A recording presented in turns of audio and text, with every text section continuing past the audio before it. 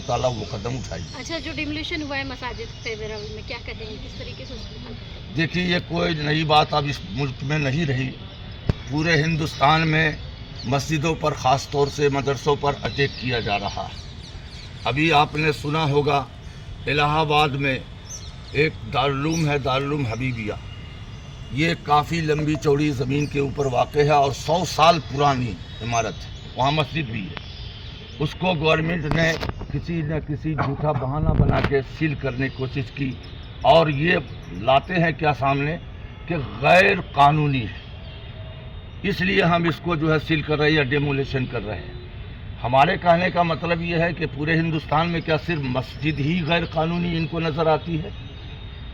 अब वो भी 100 साल, 200 साल, 300 साल पुरानी मस्जिद है, तो 300 साल से किसी को गैर कानूनी नज़र नहीं आई। और आज ये जो है इस हुकूमत के आने के बाद सब कुछ जो है 10 साल ये भी पहले रह चुकी, आज 15वां तीसरा जो शुरू हुआ इनका टर्म, तो इसमें इनको गैर कानूनी नज़र आ रही। मुझे ये समझ में आता है कि हमेशा इन लोगों ने मुस्लिम, गैर मुस्लिम, पाकिस्तान, हिंदुस्तान कह कर के जो है पब्लिक से वोट मांगा है और हिंदू भाइयों को ये वोट बैंक करने की कोशिश की है। अब इनके पास कोई मुद्दा नहीं है तो ये मसाजिद पर अटैक करके, कब्रिस्तान पर, दरगाहों पर अटैक करके शायद ये हिंदू भाइयों को मैसेज देना चाहते हूँ कि हम हिंदुस्तान से मस्जिद को मिटा देंगे और हिंदू भाई मुत्तहिद हो जाएं।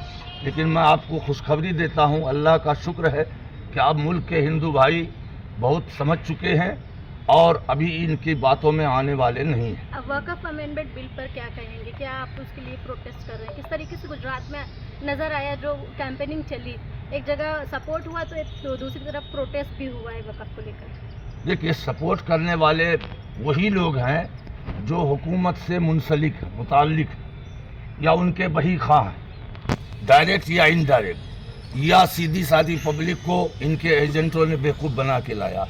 बाकी हिंदुस्तान का, गुजरात का, पूरे मुल्क का कोई भी मुसलमान इस बिल की मुवाफ़क़त में नहीं है। हम इस बिल की पुरज़ोर मुखालफत करते हैं और हमारे एडवोकेट शमशाद खान पठान ने एक बेहतरीन मेमोरेंडम दोनों कानून को रखते हुए, हमारे मुल्क का जो आइन है उसके सामने रखते हुए इस बिल की जो है मुकम्मल तरदीद की है और वो मेमोरेंडम मेरे पास तैयार है।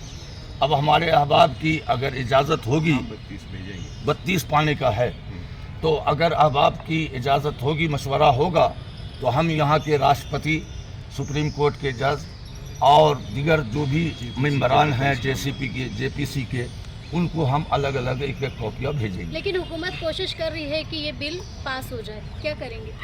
देखिए, अब हुकूमत जो भी करना चाहे उसकी मर्ज़ी है, लेकिन मैंने जहाँ तक इससे पहले सुना और देखा कि लोकसभा में चूँकि इनकी जो है तादाद इस साल कम आई, अपने बलबूते पर ये हुकूमत नहीं बनाए हुए, बल्कि बैसाखी का सहारा है, तो जिन पार्टियों ने इनको सहारा दिया हुकूमत बनाने में, इस बिल की मुखालिफत वो भी कर रहे हैं।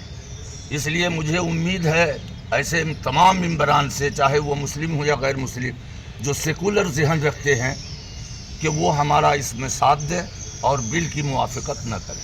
शमशाद भाई, ये जो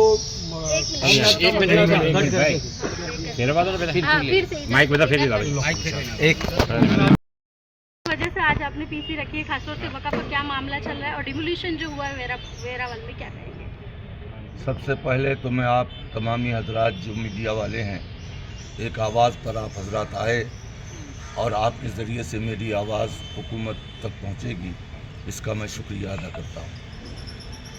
बात यह है कि ये JCB की टीम, JPC की टीम जो दिल्ली से यहाँ आई, औकाफ की तहकीकात इंक्वायरी के ताल्लुक़ से, तो उसके आने की इत्तला आम तौर पर नहीं दी गई और गुजरात में क्या शहर अहमदाबाद में भी बड़ी बड़ी तंजीमों को इसकी कोई खबर नहीं हुई। 4-5 दिन पहले मुझे इसकी इत्तला मिली। हमने अपनी तंजीम के ज़रिए से दिल्ली से टाइम मांगा उनसे मिलने के लिए। हमको टाइम दिया गया, लेकिन सिर्फ उसमें मेरा नाम जब्त किया गया। मैंने कहा कि भाई तंजीम के नाम से देना चाहिए और नाम इसमें शामिल हो, तो मुझसे नाम मांगा गया। नाम भी हमने अपने नाम के साथ 3-4 नाम जो है दिया। हमारे जनरल सेक्रेटरी, हमारे ये एडवोकेट शमशाद खान पठान, एडवोकेट मलिक साहब और मुफ्ती असगर अली, इन हजरात का नाम दिया गया। मकसद ये था कि उनके सामने अपने मसाइल को वक़्फ़ तरमीमी बिल के ताल्लुक़ से पेश करना। उसमें जो शरीयत की बातें हैं वो तो मैं बता सकता था, लेकिन जो कानूनी दावपेच है उसके लिए हमारे साथ वकील का होना ज़रूरी था, एडवोकेट का होना ज़रूरी था। नाम जो दिया गया वो नाम लिखा भी गया और हमें तीसरा नंबर जो है मिला कि आप मिल सकते हैं। हम लोगों ने पूरी तैयारी कर ली, जाने की मुकम्मल तैयारी कर ली। देर रात हमको ये इत्तला मिलती है कि सब नाम आपके साथियों का काट दिया गया, सिर्फ आप मिल सकते हैं। मैंने कहा क्यों, इसकी वजह क्या? तो सब अपनी लाइल्मी का इज़हार कर रहे थे, हमें पता नहीं, हमें पता नहीं, हमें पता नहीं। बहरहाल सुबह सवेरे हमने अपने जनरल सेक्रेटरी मुनीर भाई करीबी, एडवोकेट शमशाद खान पठान वगैरह से इस पर तबादले ख्याल किया और सामने वक़्फ़ कमेटी के चेयरमैन से भी हमारे आदमी ने रब्ता किया कि भाई ऐसा क्यों किया गया। तो सबसे पहले तो हम लोगों को ये झांसा दिया गया कि सिर्फ 2 ही घंटे की मीटिंग है और 2 घंटे के बाद ये मीटिंग ख़त्म कर दी जाएगी। इसलिए मुफ्ती साहब यानी मेरे बारे में कि वो अकेले आ सकते हैं, बाकी अपने साथ न लाएं। तो उनसे कहा गया कि भाई आखिर वजह क्या है, साथ में क्यों नहीं ले जाएं? तो जवाब मिलता है कि ठीक है, साथ में लाना चाहते हैं तो लाएं, लेकिन वक्त का जैसा तकाजा होगा, यानी वक्त के एतबार से हम इजाज़त देंगे या नहीं देंगे। तो मुझे ये बात बुरी लगी कि आप सिर्फ मुझे इजाज़त दें, हमारे अहबाब को, सेक्रेटरी को, एडवोकेट को आप इजाज़त न दें, तो इसमें मेरी बड़ी रुसवाई है, इसलिए मैं नहीं जा सकता। फिर कहते हैं कि हाँ 3 आदमी साथ जाएंगे लेकिन बोलेंगे कोई नहीं। मैंने कहा शक्ल सूरत देखने के लिए जाएंगे। फिर मैंने जो है उसको जाने का प्रोग्राम जो था वो मुलतवी कर दिया और मैंने अहबाब को भी रोक लिया कि जब सबकी सुनेंगे ही नहीं तो मुंह देखने के लिए तो जाना नहीं है। एडवोकेट शमशाद पठान। जी, वेरावल में जिस तरीके से डिमोलिशन हुआ वो स्टे था कोर्ट में, फिर भी डिमोलिशन हुआ, कोर्ट मैटर थी, फिर भी उस पर बुलडोज़र चलाया गया, क्या कहेंगे? देखिए, ये जो वक़्फ़ बिल लेके आया है, ये सरकार लेके आई है, उसी के कड़ी में इसको आपको देखना चाहिए कि ये कहा जा रहा है कि सरकार की तरफ से कि मौजूदा वक़्फ़ कानून जो है उसके तहत वक़्फ़ बोर्ड कोई भी प्रॉपर्टी पे हाथ रख देगा तो वो वक़्फ़ बोर्ड की हो जाएगी और कोई भी कानून उसका कुछ बिगाड़ नहीं पाएगा।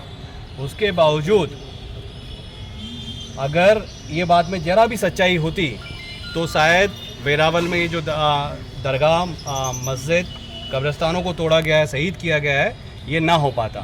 क्योंकि अगर आप इन दरगाहों का, मस्जिदों का, कब्रिस्तान का इतिहास देखेंगे तो ये कई 100 साल पुराना इतिहास है और रिकॉर्ड पे ये चीज़ मौजूद है।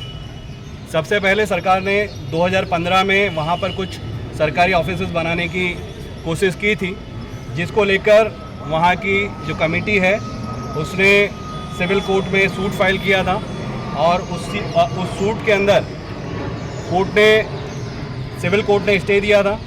बाद में 2013 में जो कानून आया था उसके तहत हाई कोर्ट का ये आदेश आया कि जितने भी ऐसे सिविल सूट हैं वो तमाम के तमाम वक़्फ़ ट्रिब्यूनल में चले जाएं और वक़्फ़ ट्रिब्यूनल में गए। उसके बाद वो मैटर, वो स्टे जो था वो वैसा के वैसा जाना चाहिए, लेकिन वक़्फ़ ट्रिब्यूनल ने उस तरह से नहीं देखा और कलेक्टर ने उन सब चीज़ों के ऊपर जाते हुए तो बिल्कुल टाइम दिए बिना कोई इमीडिएट तोड़ने की नोटिस दिए बिना जाकर वहाँ पर उस टाइम पर, जबकि देश में वक़्फ़ बिल को सपोर्ट करने वाले और वक़्फ़ बिल के ख़िलाफ़ की एक बनी हुई कमेटी अहमदाबाद, गुजरात में मौजूद थी और गुजरात के भी जो लोग वक़्फ़ बिल के ख़िलाफ़ मजबूत लड़ाई लड़ रहे हैं वो तमाम लोग मौजूद थे। उसी दिन उन्होंने शाम को 4-5 बजे से ये शुरुआत कर दी और जीसीबी इकट्ठा करने शुरू कर दिए, जो ये स्पष्ट संदेश था कि वक़्फ़ बिल हो या ना हो, सरकार चाहेगी वो तमाम संपत्तियों को अपने तरीके से हड़प लेगी, क्योंकि वेरावल में जो हुआ है वो बिल्कुल अनकॉन्स्टिट्यूशनल है, कानून के ख़िलाफ़ है। क्योंकि हम ये मानते हैं कि जहाँ पर 100 साल या 100 साल से ज़्यादा के समय से कोई भी दरगाह, मस्जिद, कब्रिस्तान है, जो मौजूदा वक्फ का कानून है, वक्फ बाय यूज़र, कि भाई अगर उसमें बरसों से लोग इस्तेमाल करते आ रहे हैं तो उसको वक्फ की प्रॉपर्टी माना जाए, ना कि वो सरकारी प्रॉपर्टी हो। लेकिन यहाँ पर कलेक्टर ने उन सारी दलीलों को साइड पे रखते हुए उसको सरकारी प्रॉपर्टी बताकर उस पर बिल्डोजर फिराया है। लेकिन जबकि उसके कागज़ भी मौजूद हैं, जहाँ पे 1895 से लगा के, जहाँ जब अंग्रेज़ों की हुकूमत थी उन्होंने भी उसको माना है, नवाबों की हुकूमत थी उन्होंने भी उसको माना है, और इसके सारे डॉक्यूमेंट्स वहाँ की कमेटी के पास मौजूद हैं। उसके बावजूद कलेक्टर ने अपने मनमाने ढंग से